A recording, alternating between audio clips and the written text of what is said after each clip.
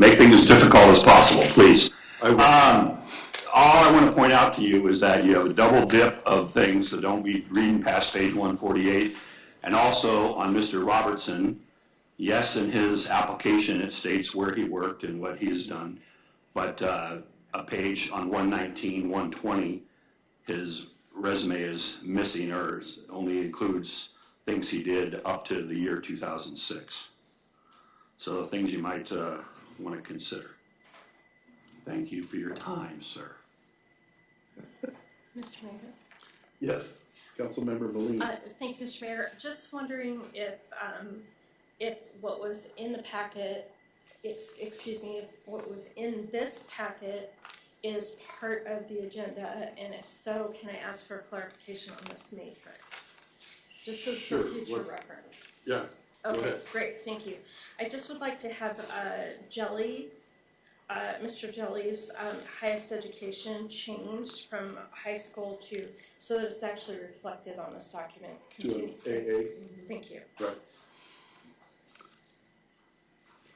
Yeah, I remember seeing it on there before, so I don't know. Yeah. Thank you. And as far as the agenda goes, we're planning to go through, and after we do the interviews, we'll take a break so we can hand our papers to them to go ahead and total, so that we can, when we go into executive session, we'll have our own totals to think about or whatever. But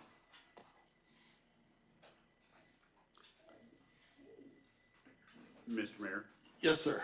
so my question is on the process after the decision has been made. How are we going to proceed after our discussion and deliberation? Are we as a council going to stay in executive session and? Well, it says that personal action regarding the city manager candidates may be taken following the executive session.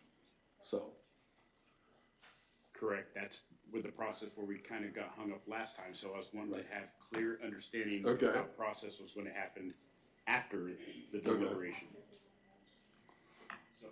so what's, okay. So with that, I didn't know if it was going to be council coming up with whether or not we're going to bring two candidates back or an offer made tonight.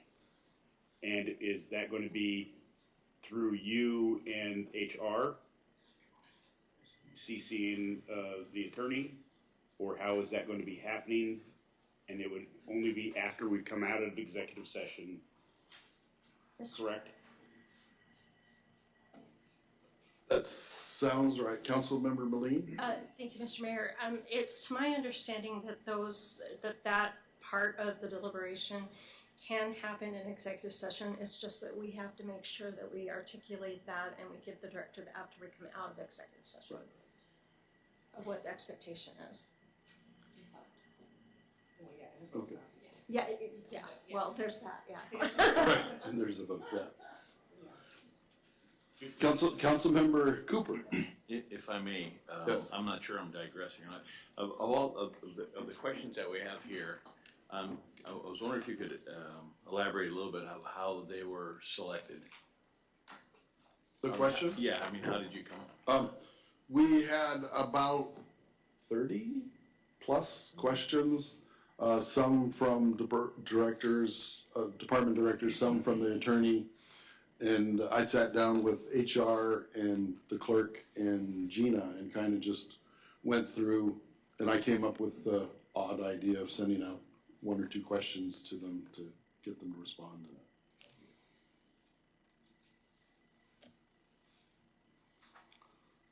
Mostly I was trying to keep things rolling along, because I could see a whole meeting taking place for us trying to have a discussion about it. And I think that's part of why we're trying to allow, if council wants to follow up with a sub-question for a question, that it's, it's allowed. Any other matters? We're kind of now killing time till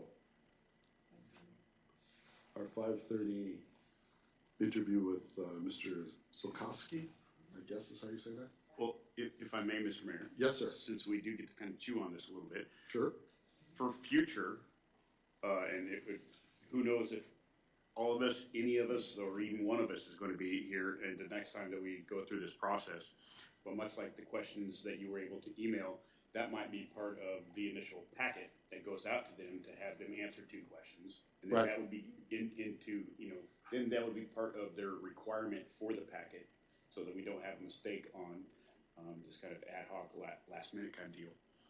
But I think it was really good insights to try to see a little bit of their writing response and how they can articulate in writing Yeah. versus just their vocal. And some of that was my frustration where we asked for writing samples and then we were getting parts of comp plans and parts of budgets and I'm going, I don't really care about this. I want to see you write something and that's why I tried to make it specific about Palmer. So they had to research and they had to think and they had to. Yeah, a little research, a little professionalism, seeing how they carry themselves in the written word versus just the spoken word. So I do appreciate the attempt. An attempt was made, yes.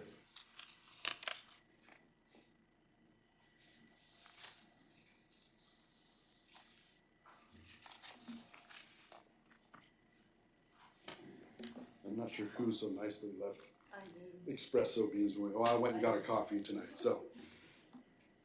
I'd probably be really in trouble if I had those. I know, I thought about what, I hesitated.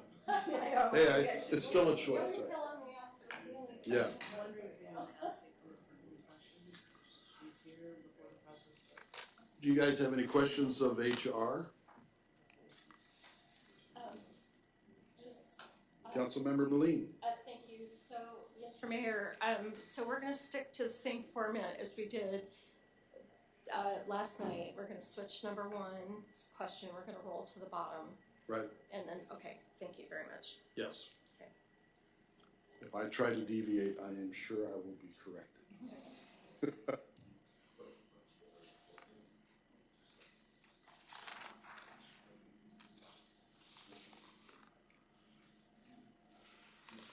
Oh, I see.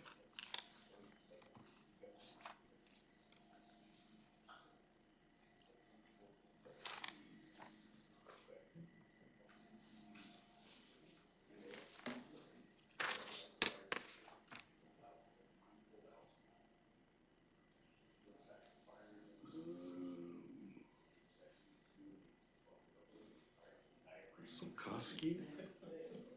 That's how you say it, that's what it looks like. That's my best attempt. Yes. So we have Zoom up and rolling, I'm guessing? Okay.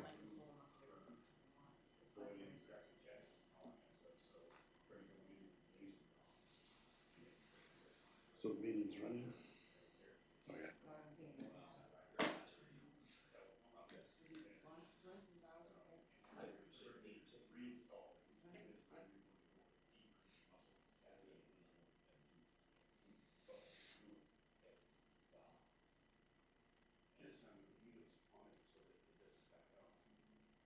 Okay. So, Just let me know when you're ready to unmute okay. and start. Are you guys okay with the lights being off here? Apparently there's quite a bit of glare there, so. Mr. Sokolowski, Wait, we're not. Oh. You can start the video. Okay, you're on. okay. Mr. Sokolowski, is that how you say it? Yes, that is. That's very good. Thanks. I'm impressed. I'm Mayor Steve Carrington. Welcome. Thank you for having me. And we have a few questions for you. Okay. I'll do my Um, best to answer them. this might sound familiar. After reviewing the City of Palmer Charter and Code of Ordinances, please explain how you believe a manager council lead process works. Well, I think a manager, municipal manager, is primarily responsible for providing information, relevant information to the legislative body, in this case, the city council, so they can make the best informed decision that they can. So I think that's one of the most important roles that a city manager has. And I also think it's very important that the city manager and the city council work together cooperatively. I think that helps to, for a more efficient municipal government, it's more effective, things get accomplished a lot easier. And when you're working at odds with each other, that's just not a good situation. So I think providing information to the council is very important, and and I look at as the city manager more in in a consultative role or support role in providing information and some information and knowledge, and I think that's probably the best way to handle that. Any follow-up from council? Okay. Next is, what is your management style? Please illustrate how your management style was utilized in the following scenarios. Conflict between departments, the hiring or promoting of an employee, the firing or termination of an employee. I think my management style is more of a, like I said, as a consultative type of approach. There are situations where you have to have an authoritative type management style, but that's in case of like a natural disaster, an emergency situation, something that needs a decision in a very quick fashion, which does not happen very often. But I think, I always have an open door policy. I try to give my employees, staff members, the tools they need to be successful. I'm a very big proponent of continuing education. So you're saying management style concerning conflict between departments. I generally hold regular staff meetings, and things are talked out in great detail, sort of ahead of time. So when you do that and you have open communication between departments, sort of one department knows what the other department is doing. So I think the chances of conflict are minimized greatly, if not reduced entirely. So I don't recall too many situations where I had conflicts between departments. Now there's conflicts with available resources and things like that, but those are decisions the city manager and the city council sort of make together on who gets what in line in terms of budgeting. That's usually what the departmental conflicts are about. And I just think having an open communication is very important. Now, in the hiring process, I'm a very firm believer in hiring based on merit. And that's, I was in one situation last year in the city of Duquesne where they viewed things a little differently in the hiring process, where they hired somebody that they knew instead of the most qualified person. So I had some issues with that, and that was sort of led to my leaving and getting another position because we had a difference of opinion in the hiring process. I think you should hire the most qualified person, period, and irregardless, and you have to be colorblind and don't take religion, race, creed, color into effect. Just whoever's the most qualified person. I think we're seeing that right now on a national basis with the Secret Service. Some people I think are not being hired based on merit, but it's more based on DEI. So, but I don't want to get into that. That's not really part of this whole process. And so I think on the hiring process and the firing process is the same thing. I just went through, when I was the interim manager in Punxsutawney, I went through the process of firing a long-term employee that was there for 21 years.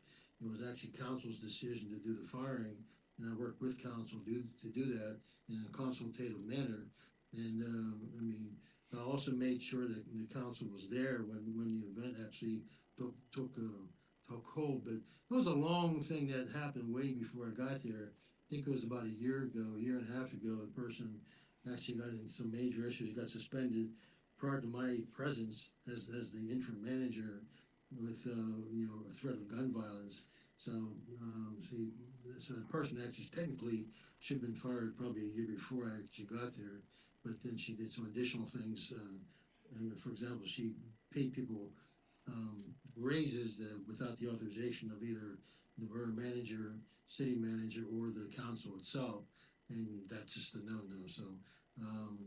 So So she was actually suspended again, and instead of taking the suspension for the second time in less than a year, she actually went and retired, and she was of the age where she could have retired and collected her Social Security. And so from a financial standpoint, she probably didn't lose much, but it solved a long-standing issue.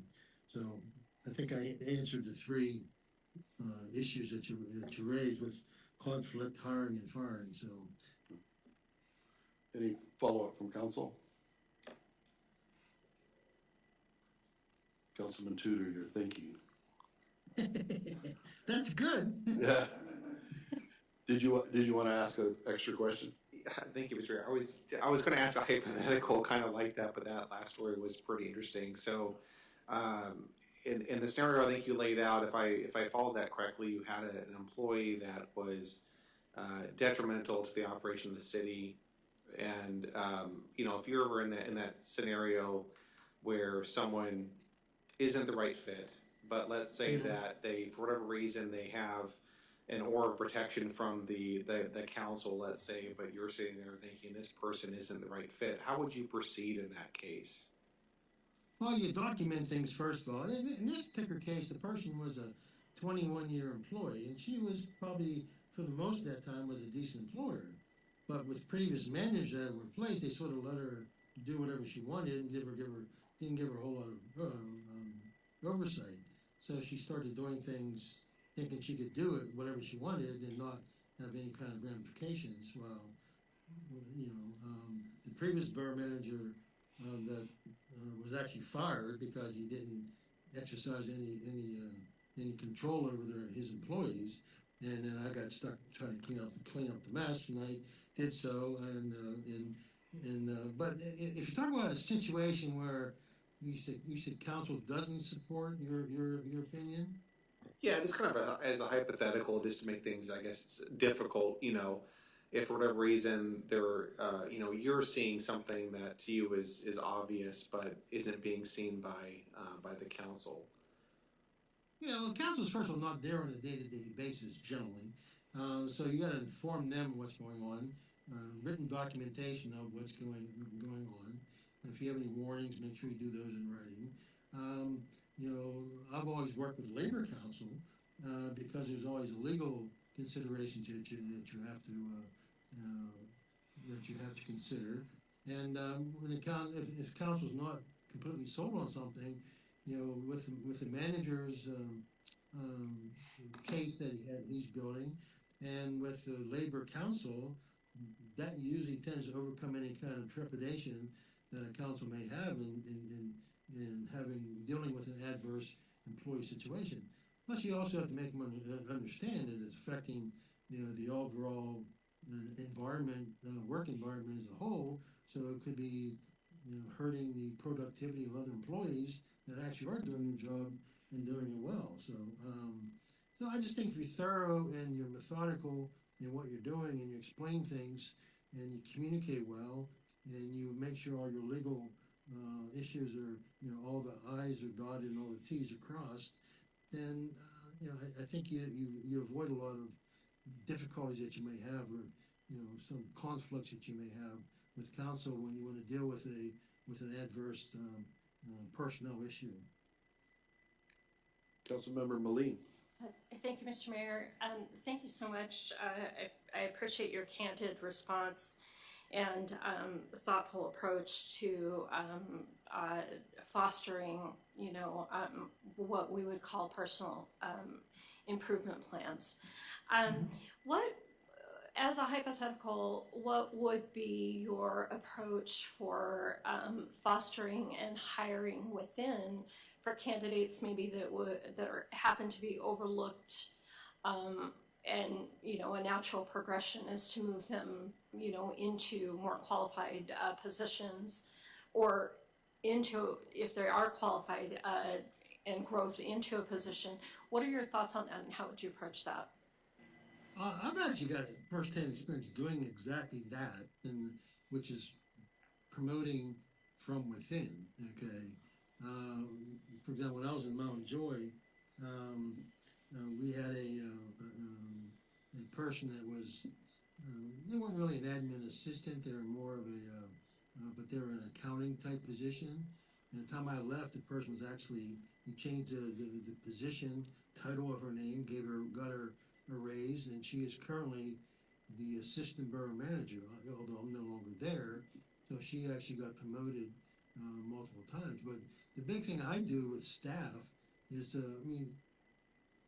keeping current staff in place is the cheapest thing to do. Hiring new people is expensive, okay? So you want to sort of hire new people sort of as a second resort. If you can work and get people from within, um, that's better. And one thing I've always done is I always had summer hiring programs where you would maybe hire high school kids or more so maybe college kids that live in the area or went to high school locally, and if they were back for the summer, hire them on a seasonal basis, and maybe over a 2 or 3 year period of working for the city, they could be put on a permanent basis. And same thing, because the big thing you have with recruiting nowadays is police officers. It's very difficult because been taking probably a beating for like the last 5 or 6 years, the police profession as a whole. So, I remember 6, 7 years ago, we would have a civil service test, and you would get 60, 70 applicants taking the test. The last time I hired any, we had 2 positions, and I had 2 applicants. So it's not very conducive with hiring highly qualified people. You're sort of stuck hiring whoever is available, and that's not a good situation either. And I've seen some adverse effects, and we saw some adverse effects maybe over this past weekend with maybe having local police officers that maybe aren't, the highest quality, but you got to fill a quota, and you got to have those seats filled, but you're maybe not getting the best qualified people that you can. So I think if I'm fortunate here that my alma mater, Indiana University, Pennsylvania, actually has a police academy, and out in Eastern PA, where I worked for about 8 years, we had an academy out there too. So it's if you're able to hire from within, I think that's the best route and the most cost effective that you can. But you also have to be willing, if you can't fill a seat, then you have to open it up. But the main thing you got to keep in mind is try to hire the most qualified person that you can, and what race, color, creed, whatever the religion they are, I don't care. That's not even a issue in my mind. It's whoever is the most qualified person is the person you want filling a seat. Sorry about the long roundabout answer. So next question, what are some ways that you've built a team approach within your city? Well, I've done that everywhere. If you try to do something by yourself, a municipal manager job is very difficult and it's very time consuming. I rarely put in 50, 60 hours a week and got paid for 40. And so I think it's incumbent that you develop a team concept, because then you can delegate the work. And I also think, a good city manager also develops policy, procedure, or does economic development initiatives, and you need other people to help you, because I don't have the answers on every single thing that comes up. So, but what I'm very good at doing is finding the person who's qualified to give me guidance on what you should be doing in a particular incident. Whether that's an engineering firm, whether it's a consultant, whatever the case may be. And staff members are good. A lot of them are very knowledgeable with what they do. They should be. So using their expertise when you're dealing with a particular issue and helping them develop a policy, procedure, ordinance, resolution, whatever the case may be, and especially when you're doing the budget process. Having staff members involved actively in developing a budget for their department, I think is critical, because then you have buy-in, and then, when it comes to controlling the budget, since they help develop it, they're more inclined to help control the expenses too. And I have a long history of saving hundreds of thousands of dollars a year, whether it's through whatever you're purchasing, whether it's insurance, health insurance, whatever, I try to get the most bang for your buck. Spend what you have to spend, but don't overspend. And having staff buy into that and help you with that, I think is critically important. And also, I think the teamwork concept not only extends to staff members, but also extends to council and elected officials, and also extends to boards that you may have.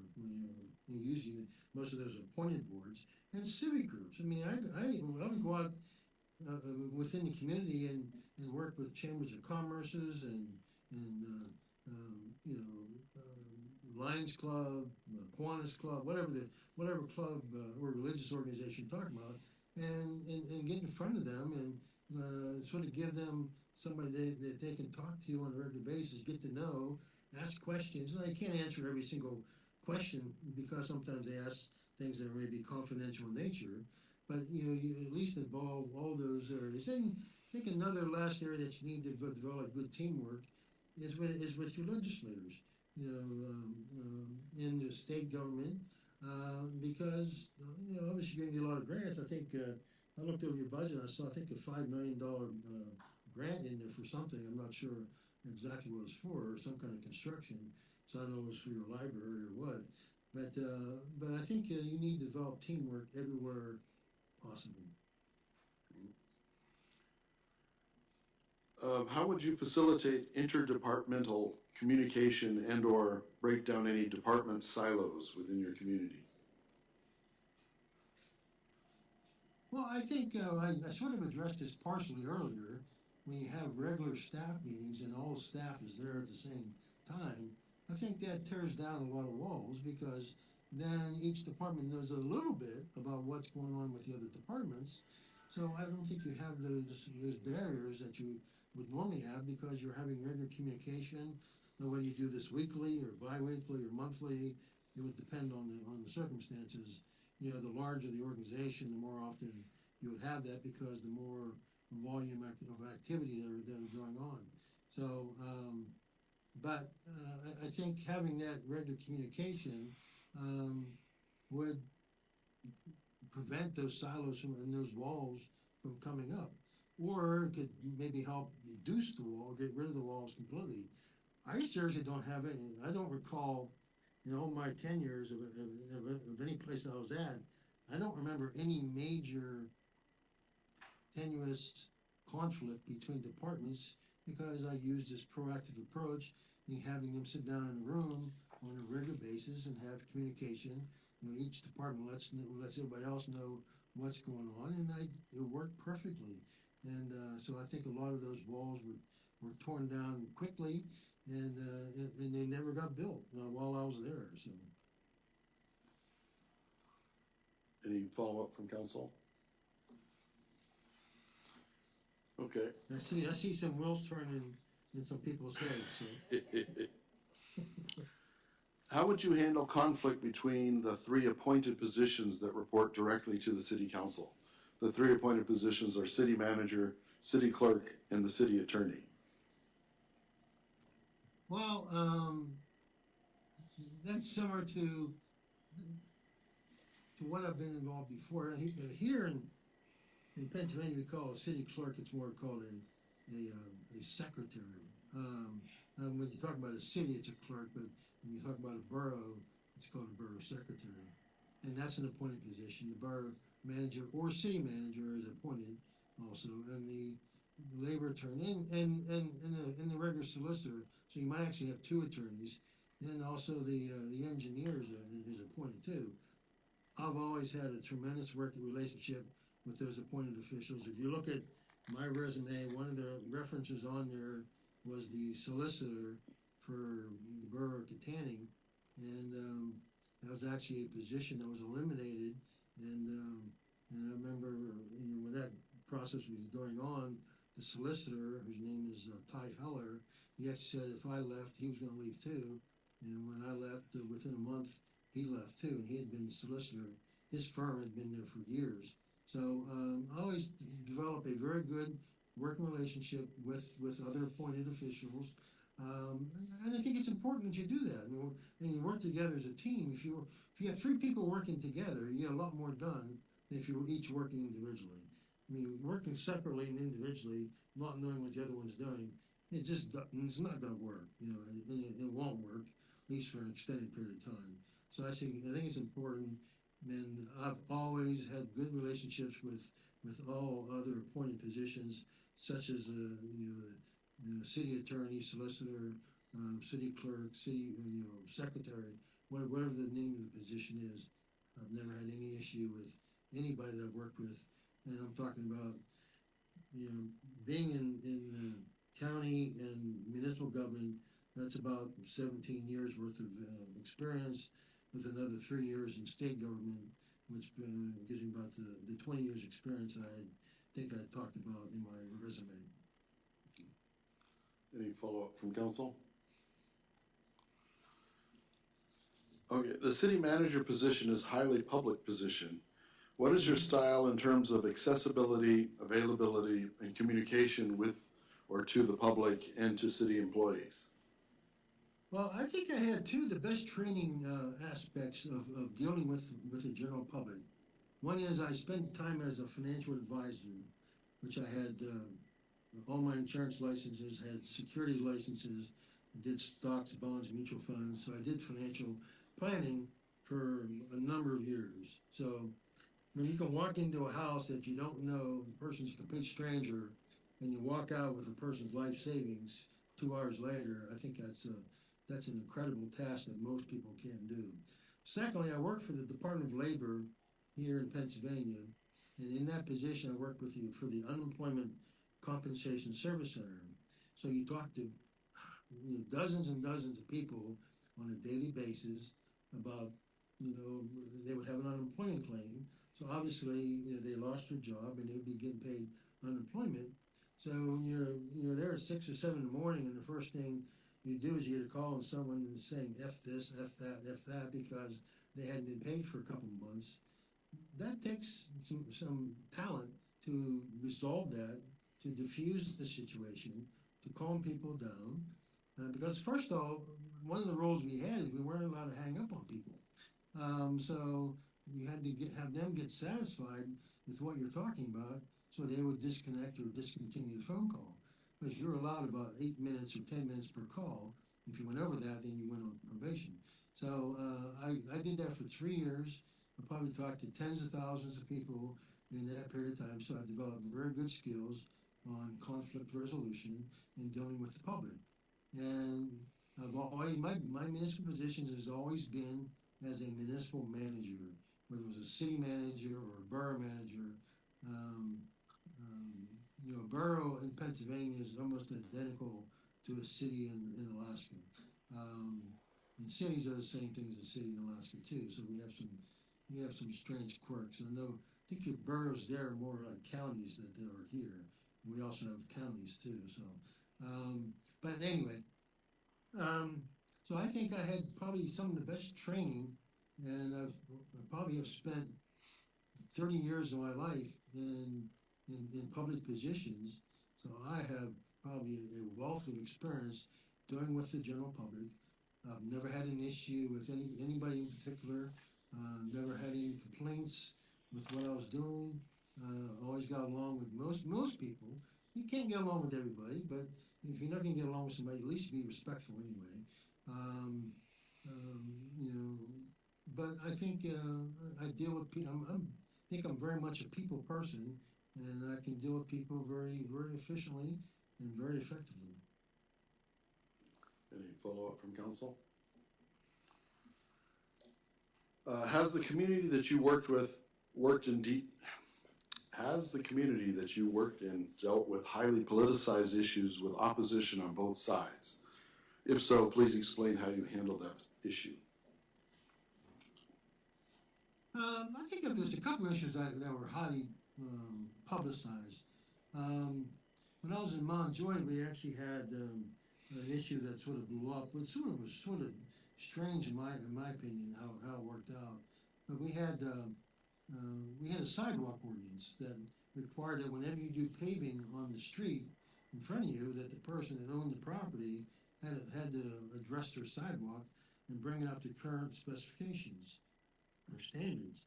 So basically what that would mean, if the house was built in 1950, then the sidewalk was probably not conducive to current specs or standards, so they probably had to redo their sidewalk. Well, that the ordinance that was in place probably was 45 years old, so the borough had been systematically in getting sidewalks throughout the entire community. So the community was about 80% had sidewalks. Well, the last few blocks that we're hitting that needed these done, I guess you had some people that weren't normally from the area or had moved from the area from outside, so they threw a bloody fit, and we probably had a situation went on for probably about a year, year and a half, and we ended up having to revise the whole borough sidewalk ordinance. This is actually something I didn't really approve of because we had gotten a grant to do a complete streets guide. So staff went through the process of getting a complete streets guide, which was hiring a consultant to do a study on the best way to finish getting the sidewalks and also qualify for grants. But council, actually one person on council, who happened to be the president of council, rewrote the sidewalk ordinance on his own and got it passed. But we implemented it. So because my job is to implement whatever council agrees to do. So that was one issue. I mean, we actually had to move the council meetings from council chambers because there were so many people there that we actually had to move it to a church, the rectory of the church, so we could fit, instead of fitting 25 people at a council meeting, we were having hundreds of people show up and protesting this thing. So this was a very, I didn't say much at the meetings, because my job is more to talk with council directly themselves without being in public earshot. So, but that was one of the projects or situations where it was very public, and I think we handled it the best way we can. I didn't necessarily agree with the result, but it is what it is. So, Follow up from council? Okay. The city works with and can also be in competition with the state and borough interests. How will you handle advocating for the city's interest in these hypothetical situations? One is fire and rescue have a shared service contract with Mat-Su Emergency Services. Mat-Su would like to expand their services. How would you advocate and resolve these competing interests? well, I think it's important that municipal governments, or governments period, whether it's municipal or the state, that they work together.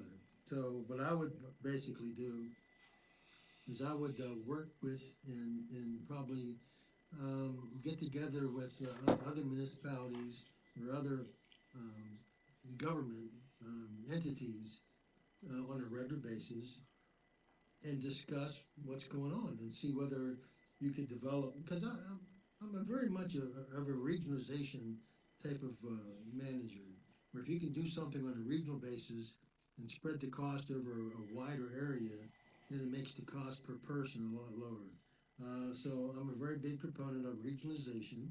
Now, not every time does it make sense, but when it does, it does. Are you talking about when there's actually a conflict that one wants to do something that's contrary to what the other one wants to do? Is that what you're asking? I think so. Okay.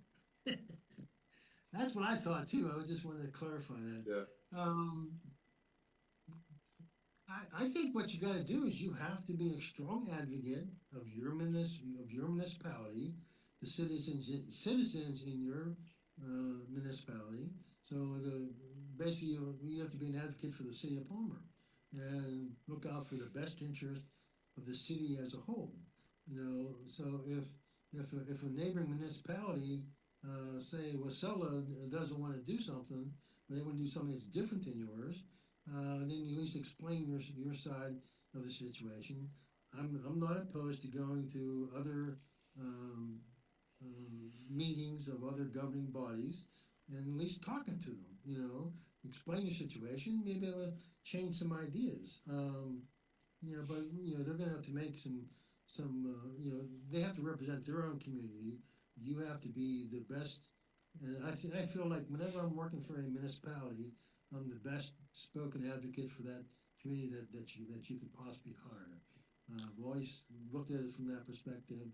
I've never had anybody complain that I didn't always have the best interest of the community, in my mind foremost. And I think that's very important that you do that. And the second thing too is to extend that a little bit further. One thing I've always tried to do is I leave a community better off after I left than when I got there. And the reason I do that is I put my personal opinions and feelings and all that kind of stuff and check them at the door, and I do and make decisions based on what I think is good for the community as a whole, and not me or any person in particular. So you have to take that viewpoint.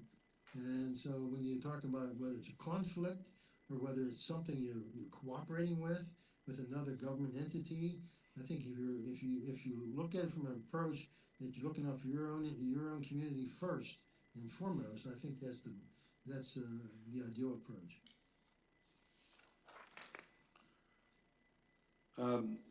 Then the city manager's contractual position hired and fired by the city council. If you and the city council had a dispute and were to part ways in the future, what do you believe the reason for that would be? There could be multiple reasons. It could be that you had a philosophical difference. It could be that you got a new city council elected and then new members coming on. And that's probably more so the situation than anything else, at least from my perspective. That's always been. I've never separated from a place based on any kind of poor performance. Actually, it's been contrary where when I did depart on maybe not so good terms, I was told it was not anything to do with performance, but it was a personal conflict, which basically means you had a new council that was not there when I got hired, so they decided they wanted to bring in their own people. And in fact, the one time that happened to me, I think they not only got rid of the borough manager, they got rid of the police chief, they got rid of the labor attorney, they got rid of the engineer, they got rid of the stormwater manager, officer, they got rid of the codes officer. So they basically, 6-8 positions, they just basically within a year's period of time, they just got rid of them and brought in their own people. But that's local politics, and they're entitled to have a management staff of whoever they want.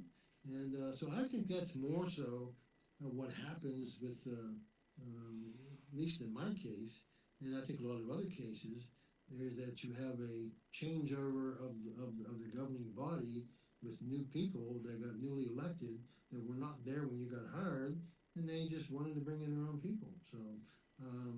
So I think that's the biggest issue. The second would be a philosophical.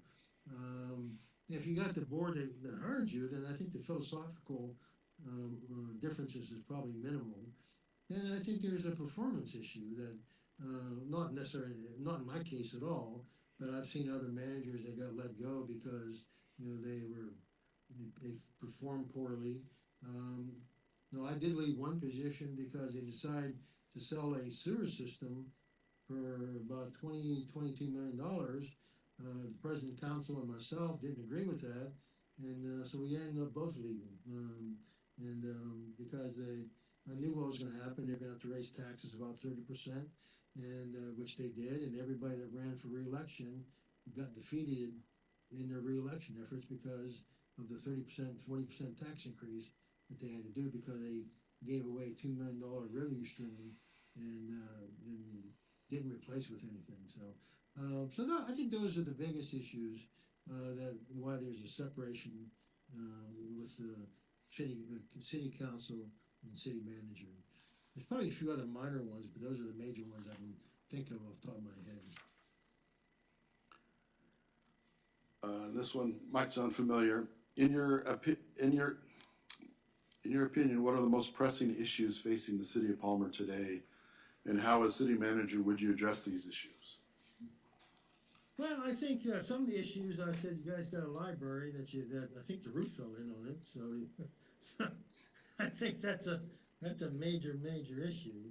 I think some of the other issues, I think I mentioned this in my question response, that you guys are very big, you're sort of the breadbasket of Alaska, so, and there's a lot of development going on, so I think weighing the development with preserving agricultural area, I think is a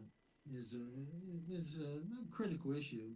I mean, at one point, 1955, you guys probably, Alaska itself produced about 50% of the state's food supply.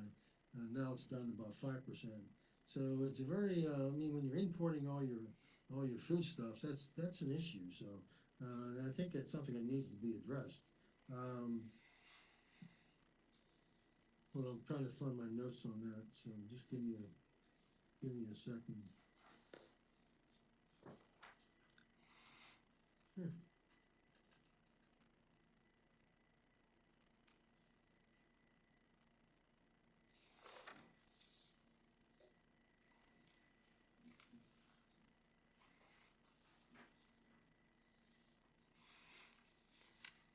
I think you had mentioned this earlier. I think updating the fire equipment. I think that was another issue that was a top issue.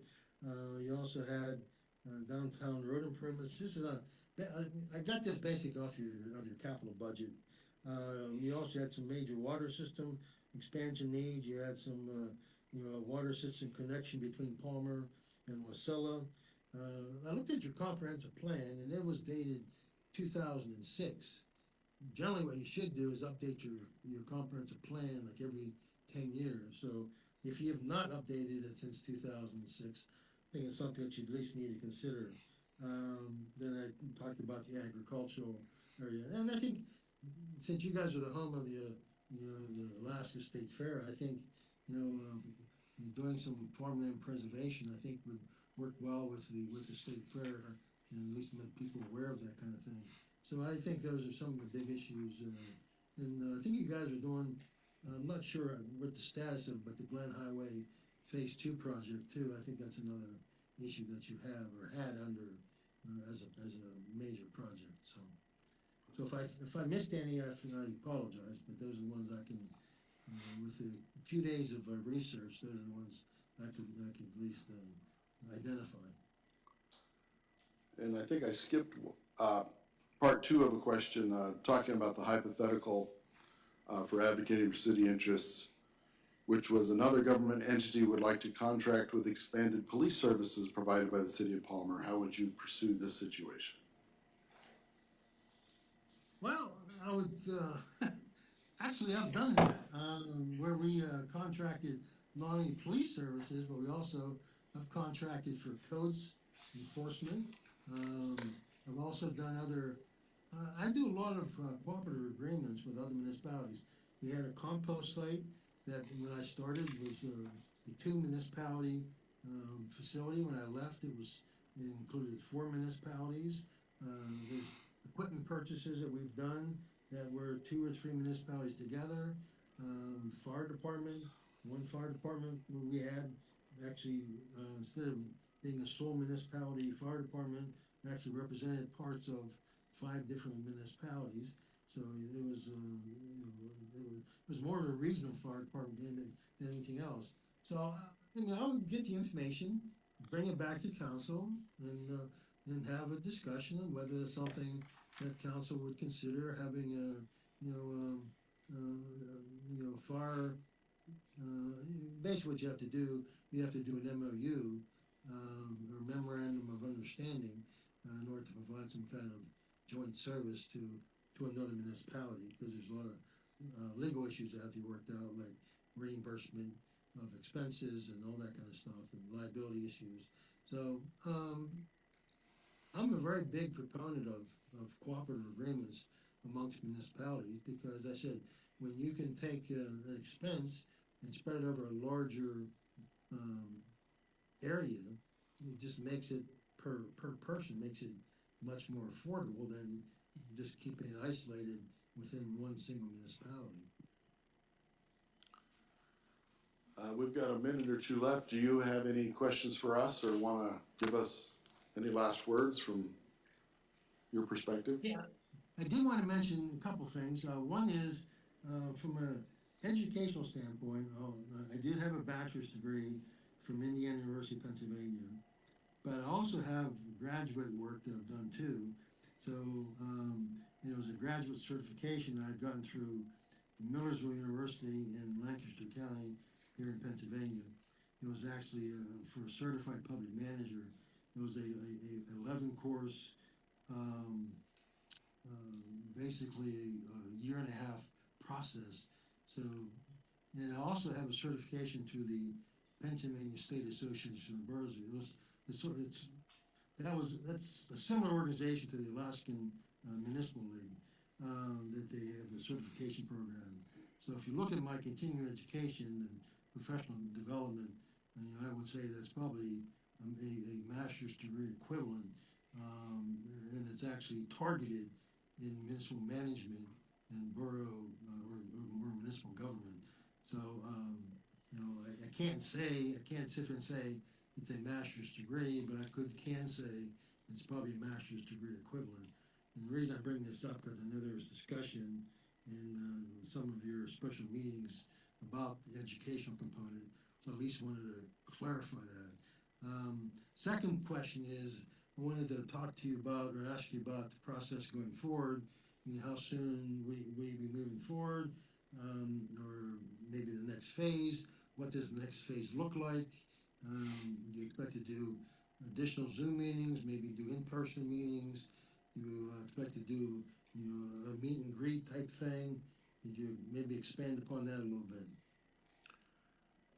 Well, we had some interviews last night, and we're finishing these interviews tonight.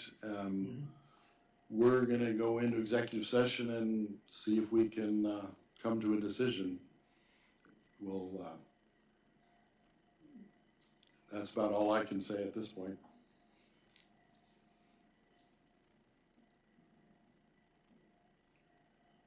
Okay, the project that you guys are working on, is there anything that I missed that's important or something that you can see that's coming down the road that maybe not hasn't been budgeted? Can you maybe talk about anything along those lines, whether you have projects coming down the road or maybe in the pipeline that may or may not be public information? I think you did fairly good in your research and covering things. So we have to get off to another interview here in a couple minutes. So thank you very much. I appreciate talking to you. Thank you for your time, and good luck on your decision-making process. Thank you. Have a good evening. You too. Bye.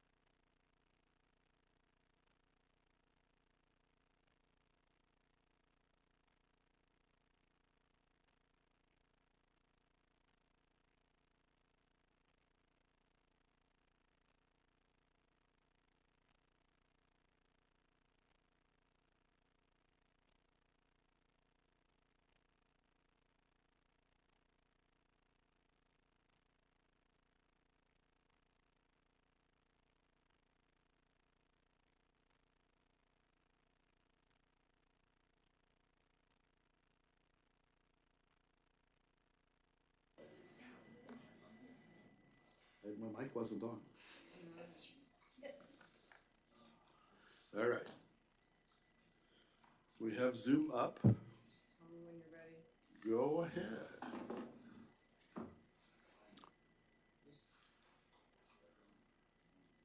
That looks like us, yes. Okay. Connecting. Trying to tell me to be patient, okay.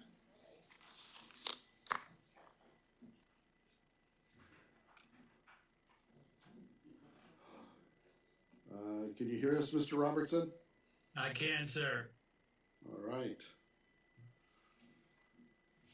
This is Mayor Steve Carrington, and we have a few questions for you. What's up? Oh, That better? there we go. It doesn't get any better than this, so Well, thank you. bye, guys. First question might sound a little familiar. After reviewing the City of Palmer Charter and Code of Ordinances, please explain how you believe a manager-council lead process works.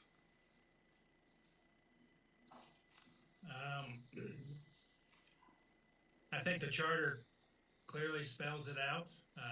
That is, the lead is those who were elected. I believe in every community I've ever served, in every community I'm aware of, through ICMA and the city managers associations I've been involved with, is under this form of government, that kind of charter. The manager works at the pleasure of the council, the body of the council. And therefore, I'm just the manager. Whoever it is an extension of you, the body.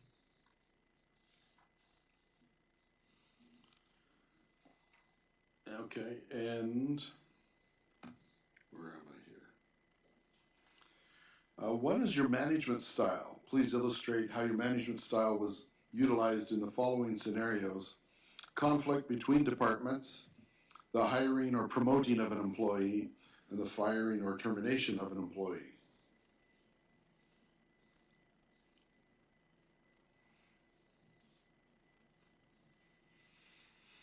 You have a breadth of extraordinary leaders there, with all kinds of talents.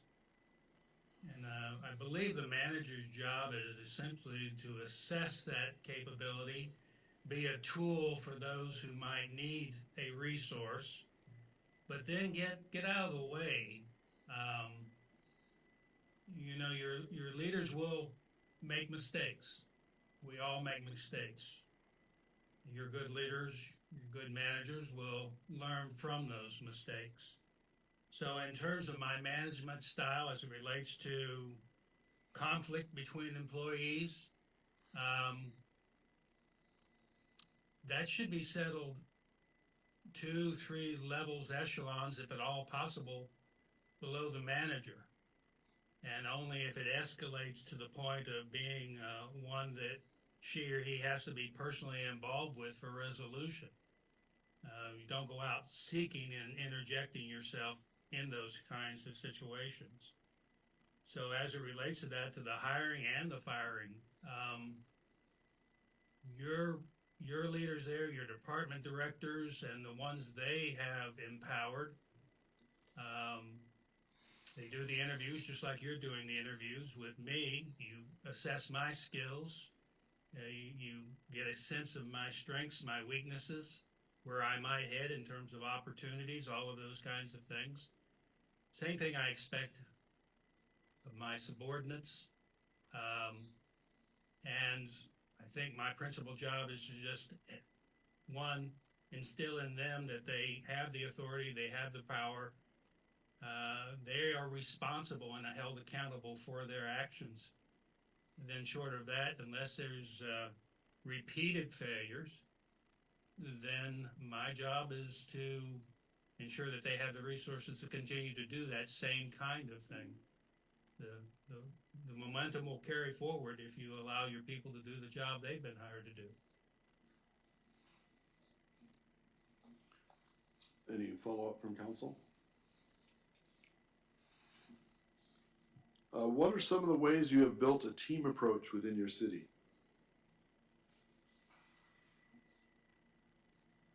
I think to some extent, Mayor, go back to that question, allowing people to do what you've hired them to do. You may hear this over and over between the candidates and some kind of a similar pattern.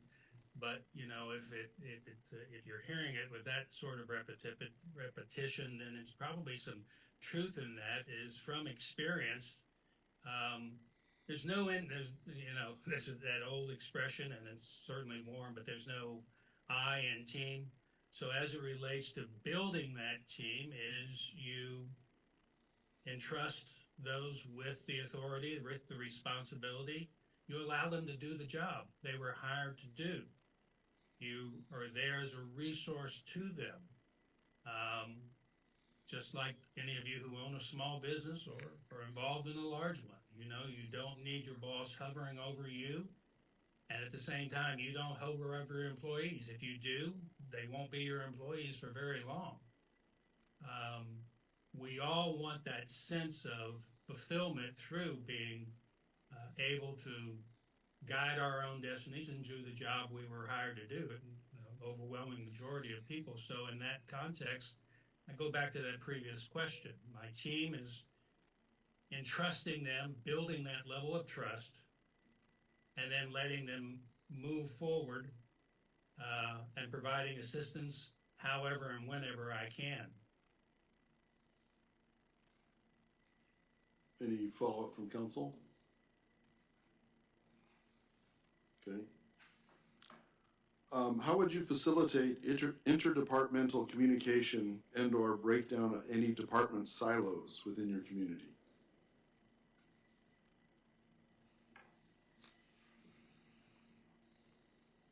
Ever since I've been in the military, one of the tools we use, because I was often, and particularly as you got more senior, nowhere near my bosses, and then a lot of times I had people who were thousands of miles away from me who worked for me at the same time. And I think the advent of certainly electronic correspondence was one of the backbones of which I've come to rely the last 20 years. I like the notion of this kind of nested up, that every 2-3 weeks, no set rhythm, is one that you kind of guide me through as to your desires. But I correspond with you. I correspond with every council that I've been a manager for. In a 2-3 page kind of, this is the events of the last few weeks. More often if necessary, less often, or about that often. Generally, if things are going relatively well. But embedded in that is I task my directors, department heads, and once you get into a good rhythm, it works very well, of give me your weekly assessments. Don't write a thesis for me. It's not here to be a work product exercise. Once you do it a few times, you get into kind of what kinds of, particularly it's kind of to measure the metrics that we've been, where are we moving towards, and use that as a tool. Then I capture those things that I think are important to you and convey them up to you. But in doing that, I think that notion of communicating to the staff, knowing what they want, what they are looking for from me, and at the same time guiding them through that process. And that's just subordinate to certainly open door, walk in, phone calls, text, whatever means really works for you. But as that relates to that, that also is integral in terms of those silos you mentioned, because you can start to see where Team A is not talking to Team B about a mutual project, or you can see opportunities that maybe they can't see from two different sources of information flowing into you. So I found it to be a extraordinarily useful tool of kind of communicating across, up and down, and throughout the organization. Any follow-up from council? See. How would you handle Quiet conflict? bunch tonight. Was that? It's a quiet bunch tonight. Are you tired? Yeah, this is the second night of interviews, so. I'm sorry, guys. How would you handle conflict between the three appointed positions that report directly to the city council? The three appointed positions are the city manager, the city clerk, and the city attorney. Uh, That's almost verbatim of the communities that I've served. For the most part, I think that's a template, and quite candidly, you can differ, but I find a healthy tension at times is very productive. And again, it depends on the issue, and it can't be a source of toxicity that it just carries into other things. But when we disagree with one another, we're learning, if we actively listen, we're learning something new. When we, look through it through the eyes of others or hear it from the vantage point of another, there can be some real goodness in this. Now, again, if it is one of persistent toxic environment or bickering, where it becomes counterproductive, then we have to, as adults, I think we have to take ourselves to the woodshed, and we have to have an agreement that we're getting in the way of the work of the city. That's why you have trained professionals who are competent and capable and experienced enough to know this is not working. And we don't, we serve all of you, and we all have a common goal. What is it that we need to do to move forward? And again, that may not be completely unanimity, but it can be civil discourse where we provide you with various options. Any follow-up from council?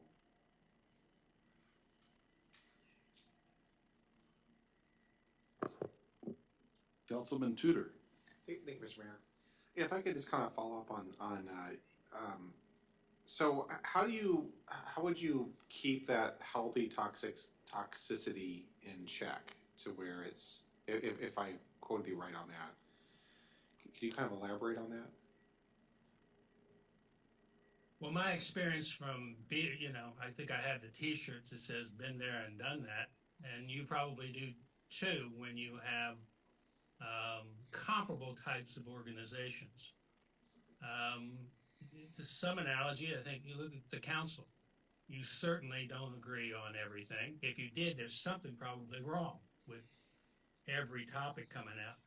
So on those things where there is a difference of opinion, where there is a matter that you're right, I'm wrong, or that's where I think the adults in the room, how I monitor it, at least in terms of, is going back to the old expression of you have two ears and one tongue. So you use them in that proportion. And you start with that premise. Now, I won't by any stretch say that, there could be instances where there are individuals we just simply cannot get along well with each other. And, if that happens, that is one, it's very conceivable where, either you do it or I do it, but we both can't keep doing this. But I do believe, at least with my experience and leading people and teaching this stuff at graduate level, and certainly the kind of experience that you had with your clerk and your attorney, that you've got professionals who can duke it out behind closed doors and come to some kind of an adult resolution moving forward.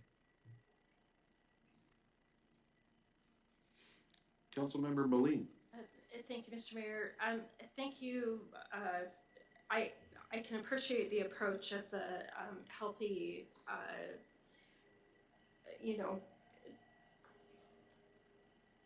healthy tensions can be productive, and I do agree with that because I don't personally want somebody that can agree with me all the time. But you had mentioned the toxicity. Sometimes things do reach that level in any equation. Has there been a toxic situation in your orbit ever, and how did you deal with that on a professional basis? Maybe a little bit more if you could get maybe a little bit more granular. Thank you. I don't think you can spend 30 years with the military because you have a lot of colleagues who are equal, or a decade plus of municipal management in several communities without having encountered a toxic environment. I think it's been rare, but sure, I can remember some. And ultimately, when there's not a resolution, when the personalities are just so large or the positions are so strong, we all work for you. And if necessary, I think in 15 years' time, I can only recall from 2 different locations, 2 instances, but it can happen where, at some point in time, we may have to go offline and say, I need the body's thoughts on this. Am I not hearing this right? We've went through 2 or 3 sessions. We've tried to agree to figure out a way forward. She sees it this way, I see it that way, he says this, whatever that may be. And if we truly can't compromise, again, I work for the council. I work at the pleasure of the council. And if I have a position that I cannot be resolved, you're my boss. But I can only promise you that we'd have to go a long, long ways before elevating it to the point that we'd ever get there. And like I said, in 15, 16, 17 years, I can recall only one true instance and one that was perking that direction. And it was resolved ultimately before we got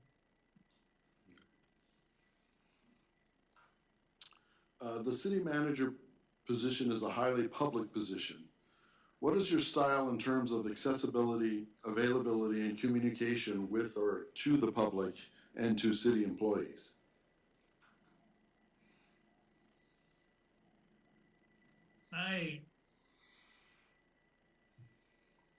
One of the things I just find, one of the reasons I went into city management is I consider it as probably the closest place I could get where the rubber meets the road in being a public servant. I've done that for 30 years. I didn't get to pick and choose where I went, when I went. But I thought I was being value added, whatever I did, regardless of the assignment. So I tell you that is, I tried to approach that, and I think I've been extraordinarily successful. That's why one of the reasons I enjoy building communities and doing things. I sent you a portfolio of major projects, not from just one center, not just the Cordova Center we spoke about last time, but a new hospital, when it's done, I mean, it's open now, but when it's done, the 15-year plan is a multi-billion-dollar facility here for Aberdeen, where I'm sitting tonight, Aberdeen, Maryland. Those kinds of things, I think, if you keep the public servant heart at the forefront, that you're there to serve. So in terms of how that relates with the staff and the community is, I work for them. They elect you. You empowered me. You said, this is the person I want to represent me inside City Hall on a day-to-day basis. This is the person who I think can administer the policies and programs of the community better than anyone else. And through that, that means they're my bosses. They're paying my salary. So the notion, is as droll as it may sound, of certainly that open door, going to meetings at night, at church, through the Boy Scouts, through the hospital board, whatever it may be, to help be the face of the community, to the ultimate possibility that I can be, out there showing them that, I'm working for you. We may not agree all the time, and sometimes that certainly ferrets out some of those, the trash didn't get picked up or the road hasn't been repaired. I got it. What a better way to hear that. And so I certainly think in terms of doing that, if you apply in terms of facilitating this relationship with the community, with the staff, if you keep that public servant's heart at the forefront, then that will guide your principles and your actions. Any follow-up from council?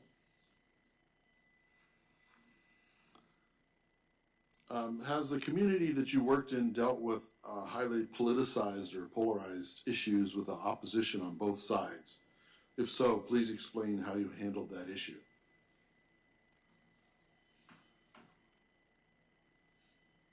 I think the example you might be most familiar with is Cordova Center. When I got off the plane, they hired me at the end of my interview. They asked me if I wanted the position.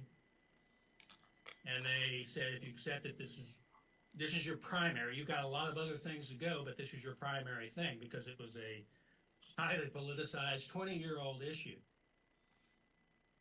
And there was a shell sitting there, and we were in litigation. And I think if you had taken a straw poll, if I had been able to do it, 3,200, 3,300 full-time residents, it probably would have went 50-50, 49-51. Finish it, or sell the land and get out of the litigation. Same thing here with the hospital. Most major projects involve a fair amount of healthy debate, some skepticism. So as it relates to what I do, what I have done, what I've been successful at, again, in that sample I sent you of just a few of the major projects, is be out there in the street trying to advocate, once the decision's been made by you, the corporate body, of being the bully, using that bully pulpit as a champion of facilitating the conversations, of doing charrette sessions, of providing social media, of trying to just use every avenue possible to me within the community to sell the position that we're taking as this is where we're going to go. And again, understand that sometimes it's half and half. But I think can't come up with a time, at least in the major projects I provided you, that while it may have been the biggest issue going into it, it may have been extraordinarily controversial and some strong naysayers throughout the process. A few years into it, it's open. Most of those have been game changers for my community. And again, one closest to you is the Cordova Center. It's transformed Cordova, and it wasn't me by any stretch. I just got to help play in the process and knew a little bit about how to build a team and the projects to do that. But a new city hall down in Alabama, a new hospital here, they've been, in time, a lot of it shakes out in the wash.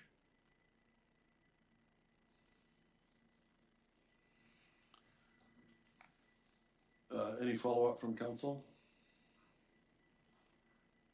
Okay.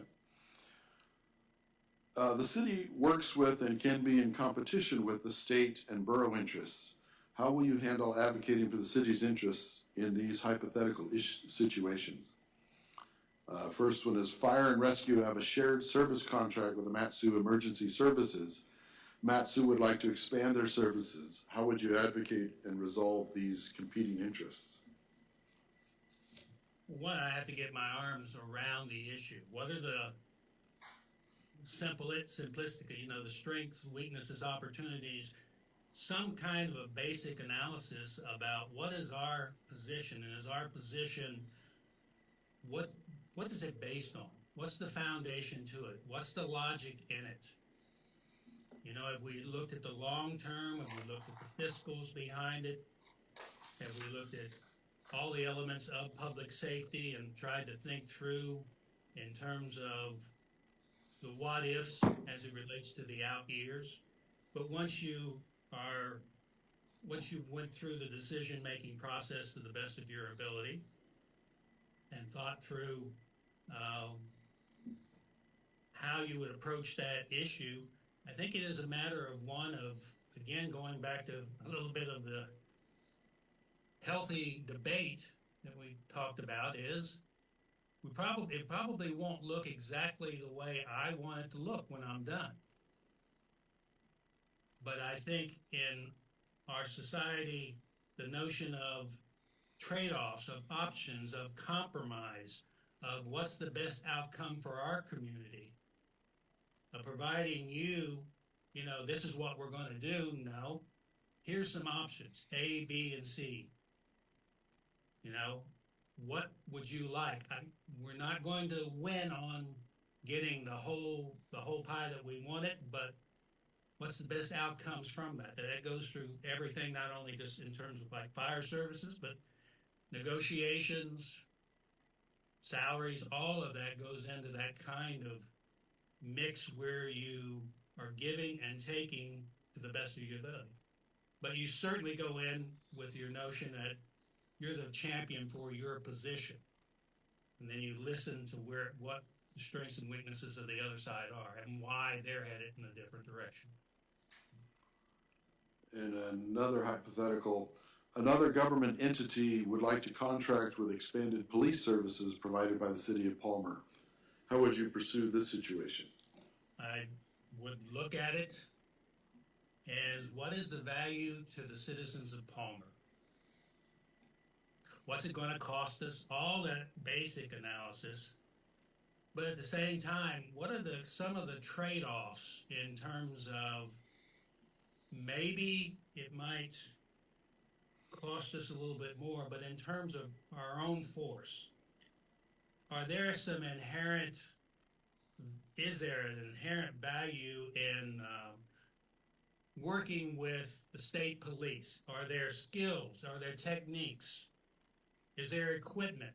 Is there exposure to new kinds of police science that they can bring us at virtually no cost? So, in my experience, is never truly kind of a yes or no. It is what value is the best for our community? What are we willing to give? What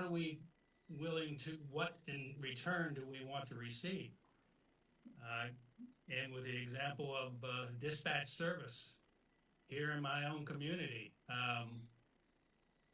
Hartford County, 240,000 people, up to 8 different dispatch services. And we took it on to start looking, because the county wasn't taking the lead, and we approached them we were willing to give it up, get out of it, give the equipment, the personnel, look at trade-offs in terms of the whole pension plan process and pay. But ultimately, we did partnership with 2 other communities where now, 6 years later, it's been extraordinarily valuable in terms of not only flattening the cost or reducing them from the projections they had been, but more importantly, just getting train people into those highly critical positions with the skills that we needed. Getting some of the equipment that we weren't qualified before, now we're big enough to look at that, et cetera, et cetera. Any follow-up from council? The city manager is a contractual position hired and fired by the city council. If you and the city council have conflict and were to part ways in the future, what do you believe the reason for that would be? I go back to the first question, Mayor. I work at the pleasure of the council. When you as a body have said, Robertson, you're no longer effective, then I believe, I know, I mean, that happens across, these are tenuous kinds of jobs that happens each and every day across our country. And I think it hasn't happened personally to me, because only in one instance did I see the writing on the wall, and I was just saying, it's not working, and that was my very first experience out of the military. So I've learned from doing that. I think the notion of being professional, I think the notion of being highly successful at what I'm doing, and also just the experiences of doing things that I've seen from 30 years in the military and 15 years of community management added value. So I've never had the position of saying yes or no, but when I sense that we are at an impasse, then there's certainly, in my mind, I work for you. Like any organization where somebody works for somebody else, for a boss, it's time to go.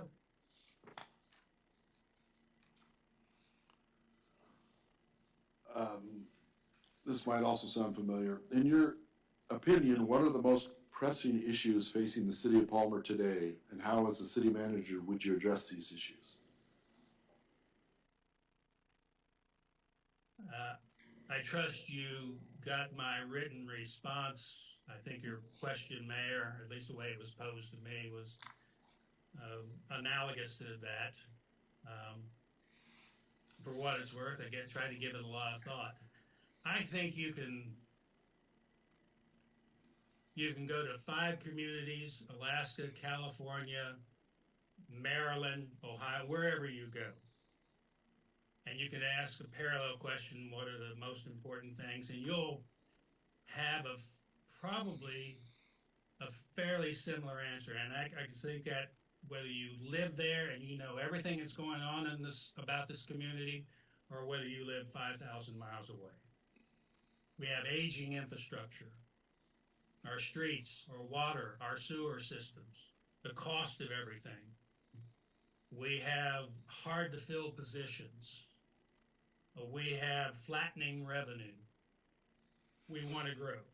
I went to an ICMA conference a few years ago and was told there's like 18,300 and some odd boroughs, cities, counties, towns across the United States, and 90% of them are all trying to do the same thing. They're trying to grow, they're trying to reduce the tax burden, etc. So I could sit here and say, and it's true, we need to invest in ourselves. We need to invest in our team.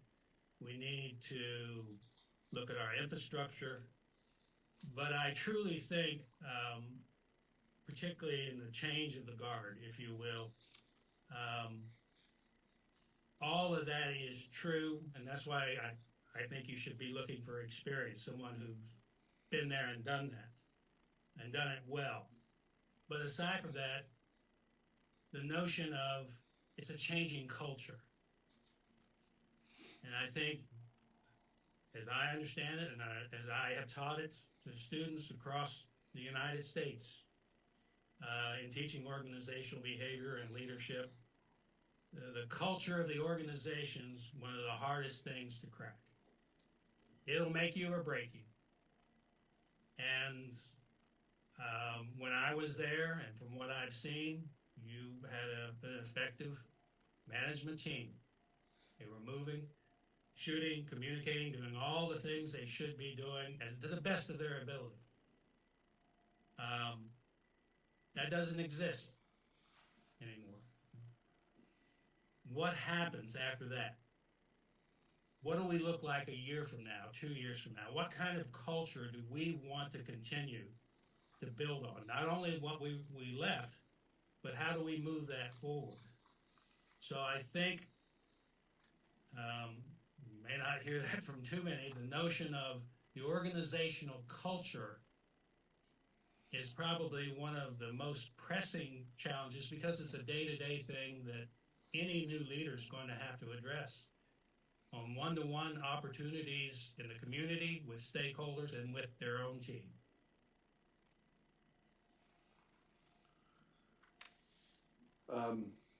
So we've got a minute or two left. Do you have any questions for us, or do you want to leave us with a parting last statement?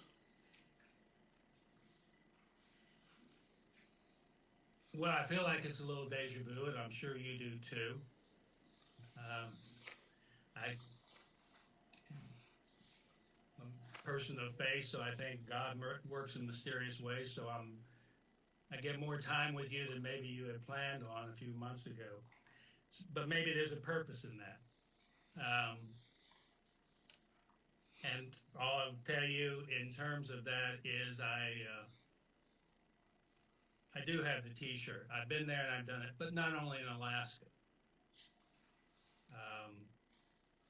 And I truly believe that last answer is the best answer you'll get. If you look deeper than the cracks on the road, deeper than the infrastructure, deeper than the amount of chemical cost, etc., prices going up, is what do we want to look like and how do we want to get there? What kind of culture do we want to build? Because you've got to take your people with you. You've got to have the right people on that bus. So I think to a large extent that's why I'm talking to you tonight.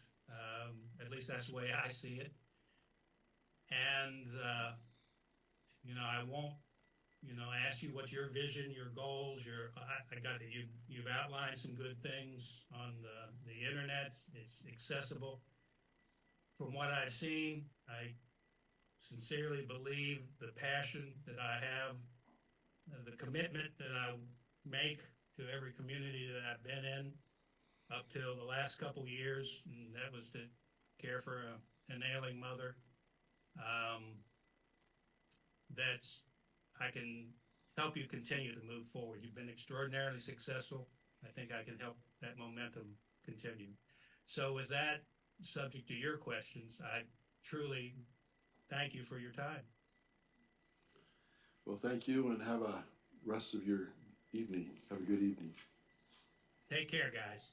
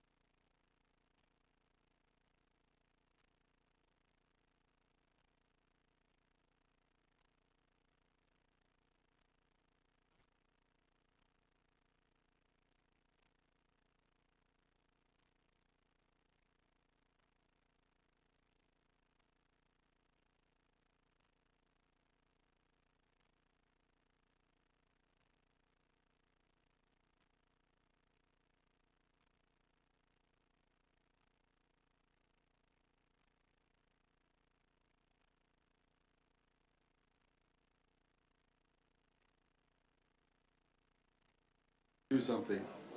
But, okay, do we have Zoom going?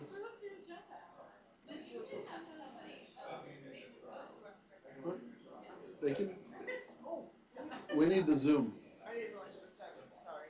It's 7:02.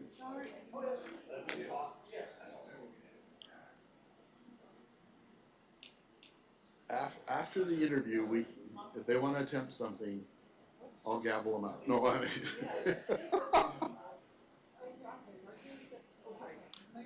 Hey, it saved me 2 years to get a little bit experience with the gavel. You should try it sometime.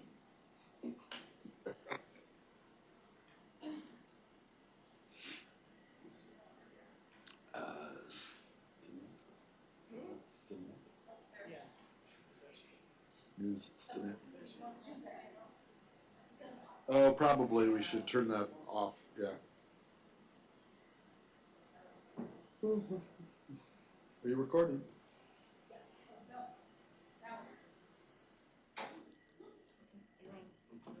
All right. Welcome, Ms. Stinnett. Hi, good evening, City Council and everyone. Hello. Let me see, I need to move my. Okay. Okay.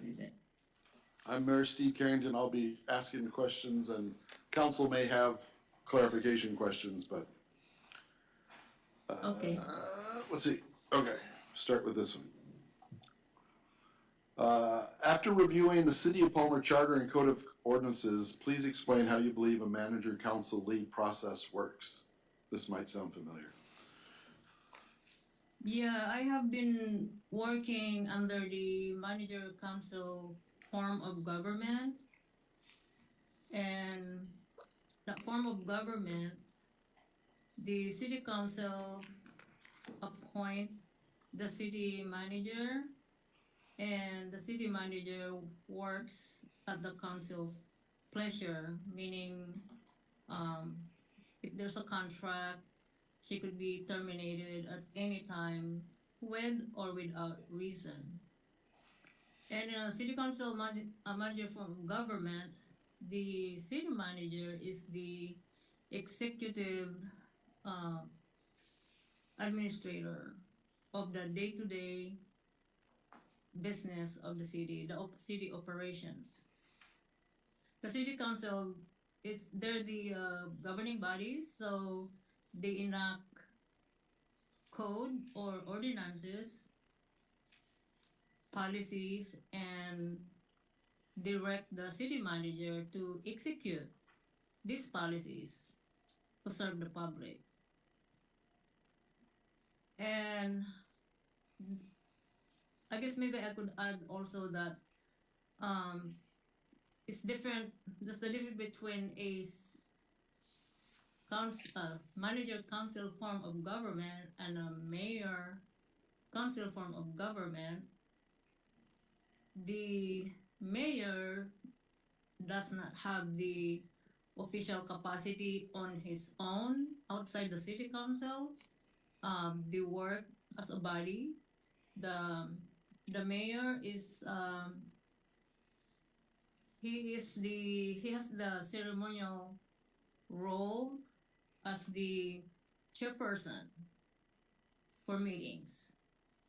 And in the strong mayor form of government, mayor council or mayor assembly form of government like Anchorage, the mayor and the assembly for the governing bodies, they are not the same as in the council manager, because everyone has to be together in making decision in the council manager form of government. And to work effectively under the city council manager form of government or any form of government, as a matter of fact, everyone needs to be communicating effectively, and they need to know their roles, because council, the mayor is not there every day on the council manager form of government, whereas in the strong mayor, the mayor is there every day and he's overseeing the day-to-day. So there's the two differences. So it's all about working together um, to effectively serve the public. Thank you. So what is your management style? Please illustrate how your management style was utilized in the following scenarios. Conflict between departments, the hiring or promoting of an employee, the firing or termination of an employee. Okay. On the conflict, my management style is actually a combination of different style. It's not easy to just use one style of leadership or management because it depends on the situation, how you're gonna deal with it. So when there's a conflict, the first thing to do is to understand what is the conflict is about. What are the two sides? And then find out and come up with different solutions that both parties can agree on to solve the problem. And then once the best option is identified, then you take action. And then to come up with compromises and common ground to implement that action. And then after the result, it's very important to reflect on that result to learn from it. That way, the situation would not happen again. So on the hiring, very important to not discriminate. We do have those equal rights for hiring, and we do need to hire the best talent and who could work with the team. And firing, you cannot just fire anyone. There needs to be a process on that. And the first process would be verbal communication with the employee and find out if there's a way to make improvements. So the first is verbal. And if there's no improvement, then you will have a written it's not quite disciplinary, it's still written to still, well, maybe it is like a discipline, like a part of again seeing improvement. So you work with the employee because we don't want to be losing employees. It's really best to retain as much as possible because hiring and training costs money. And then of course on the final stage, if there's no improvement after the writing, then there would be the disciplinary or termination. So you have to have those 3 steps to give the employee a chance. No matter how, of course, it depends if it's unethical. Perhaps that one could probably be termination right away because if there's evidence that it's something unethical. What are some ways that you have built a team approach within your city? Team approach. When I first started working, I met with the whole citywide meeting. So we would meet everybody and know what department. It's just introducing and what department, what do you do, and then I would also meet with each department and then listen. I actually take feedback from every single employee. I would like to have open communication with all employees and they could bring to the table because they're the ones who knows what's going on out there. They're the experts. So it needs to come from them to help leadership to make decisions, to help them with tools that they need. And another thing that I would do sometimes is on Monday mornings, I will it's like a prep talk and talk what's our planned for this week. And then I actually sometimes bring breakfast, just build morale. And if you take care of your employees, they're actually very motivated. And if you recognize your good work, they are very, very productive. I think, did I answer all the teamwork? Yeah. Yes, working together and learning from each other is very important. How would you facilitate interdepartmental communication and/or break down any department silos within your community? Interdepartmental. Again, the meeting is another thing where citywide doing activities actually sometimes have activities involving the community. I came up with the city of St. Mary's never had a Christmas tree lighting. I really like seeing community gathering builds morale and togetherness in the community. So when we acquired the Mission property, there were pine trees, and if you know about Delta, there's hardly any trees out there. It's a tundra. So there's some hills there and there's pine trees. So we have this 40-foot Christmas tree that we found when we cleared the lot. So we started celebrating Christmas and decorated the Christmas tree. It's just a wonderful spiritual evening to have the community gather for activities like that. Did I answer the question or? Yeah. Okay, thanks. Any follow-up from council? Okay. How would you handle conflict between the 3 appointed positions that report directly to the city council? The 3 appointed positions are the city manager, the city clerk, and the city attorney. Can you repeat the first part of that?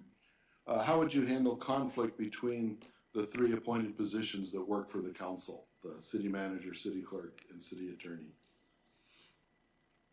If the conflict is between the council, I guess if it's all of us, the attorney probably needs to be involved, but it shouldn't come to that point. I think everyone should know their responsibilities and roles and aim at providing public service and work together and among themselves should clear up any misunderstanding or disagreement.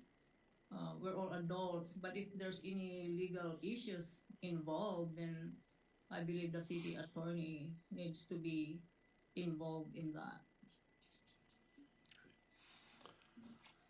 The city manager position is a highly public position. What is your style in terms of accessibility, availability, and communication with or to the public and to city employees?